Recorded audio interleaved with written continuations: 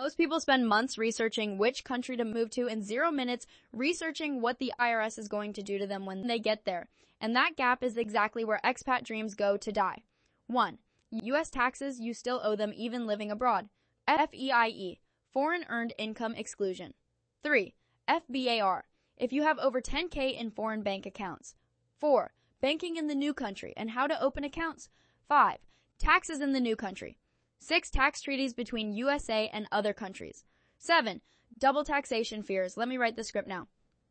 Alright, so here's the thing nobody tells you before you pack your bags and move abroad. You do not just leave your tax obligations behind when you leave America. That passport you are carrying, the IRS knows about it. And if you think moving to another country means you are suddenly free from American taxes, you are about to get a very expensive wake-up call. Welcome back to video 8 in our series on relocating abroad. I am glad you stayed with us because today we are getting into the financial stuff that can literally make or break your move.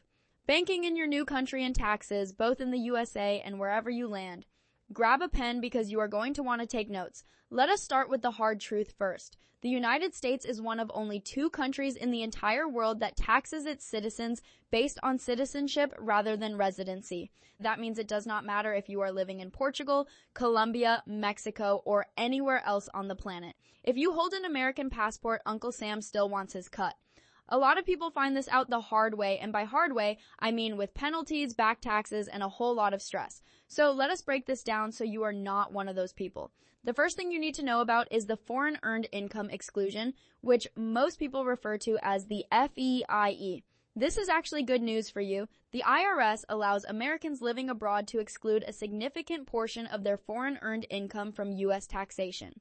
As of recent years, that exclusion has been over $100,000 annually, and it adjusts for inflation each year. So if you are earning income in your new country and you qualify, you may owe very little or even nothing to the IRS on that income.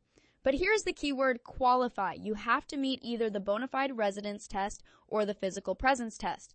The physical presence test requires you to be outside the U.S. for at least 330 days within a 12-month period. This is not automatic. You have to file for it, claim it, and document it properly. Now let us talk about something that flies completely under the radar for most expats, and it has a name that sounds way more intimidating than it actually is. The FBAR. This stands for the Report of Foreign Bank and Financial Accounts. Here is the rule. If at any point during the calendar year you have more than $10,000 sitting in foreign bank accounts, you are legally required to report it to the U.S. Treasury. Not the IRS, the Treasury. And the penalties for not filing this, they are brutal. We are talking thousands of dollars per violation. The good news is that filing it is completely free and relatively straightforward once you know about it. The bad news is most people do not know about it until someone catches them. So now you know what you owe America. Let us flip the script and talk about banking and taxes in your new country. Opening a bank account abroad is one of those things that sounds simple until you actually try to do it. Many countries have become more cautious about opening accounts for Americans, specifically because of a U.S. law called FATCA, which requires foreign banks to report American account holders to the IRS. Because of this, some banks abroad will flat out refuse to work with Americans. This is frustrating, but it is the reality. The workaround? Research expat-friendly banks before you move. Look for local banks that are accustomed to working with foreigners, credit unions, or digital banking options that operate in your new country. Some expats maintain accounts in multiple countries for this exact reason. When it comes to taxes in your new country, this is where things get very location specific. Every country has its own tax system, its own residency thresholds, and its own rules about what income is taxable and what is not. Some countries offer incredibly favorable tax regimes for new residents, specifically to attract foreign income earners. Portugal had its non-habitual resident program. Panama has a territorial tax system where foreign income is not taxed at all. Other countries have flat tax options or retirement-specific tax benefits. You absolutely need to research the specific tax situation in whichever country you are considering. This is not a one-size-fits-all situation. Now here's where people really start sweating. The fear of double taxation. You are thinking, wait, I have to pay taxes in America and in my new country. That sounds like a nightmare. And honestly, without context, it would be.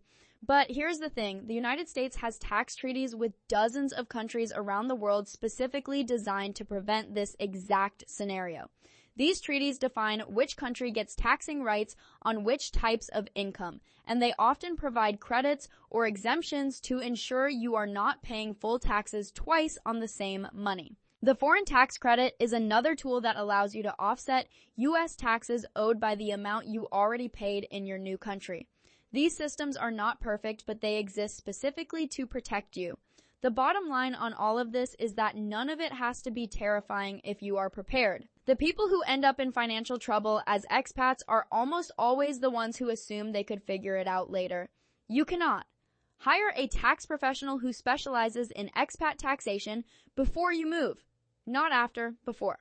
An expat tax specialist is worth every dollar because they know the treaties, they know the forms, they know the timing, and they will save you far more than their fee. Get your banking sorted early, understand what you owe both countries, and do not ignore the FBR. In our next video, we are moving into one of the most emotionally loaded parts of this whole journey, the social piece, making friends, building community, and honestly, dealing with the loneliness that nobody warns you about. That one is real, and we are going to talk about it honestly. See you there.